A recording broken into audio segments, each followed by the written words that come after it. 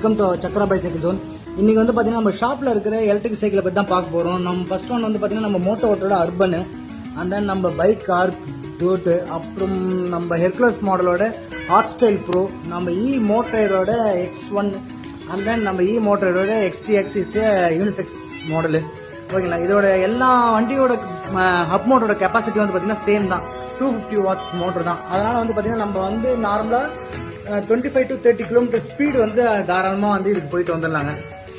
அப்புறம் பேட்டரி வந்து பார்த்தீங்கன்னா எல்லாமே வந்து ரிமூவல் பேட்டரி தான், எதுவுமே வந்து இன்பில்டு கிடையாது. ரிமூவல் பேட்டரினால உங்களுக்கு வந்து ஈஸியாக வந்து எடுத்துகிட்டு போயிட்டு நம்ம சார்ஜ் போட்டலாம். நம்ம மோட்டோ ஓட்டுற அர்பன் வந்து பார்த்தீங்கன்னா 20 amps பேட்டரி. இது வந்து பார்த்தீங்கன்னா 80 to 100 கிலோமீட்டர் டிஸ்டன்ஸ் ஈஸியாக ட்ராவல் பண்ண முடியும் 20 amps பேட்டரி இருக்கிறதுனால.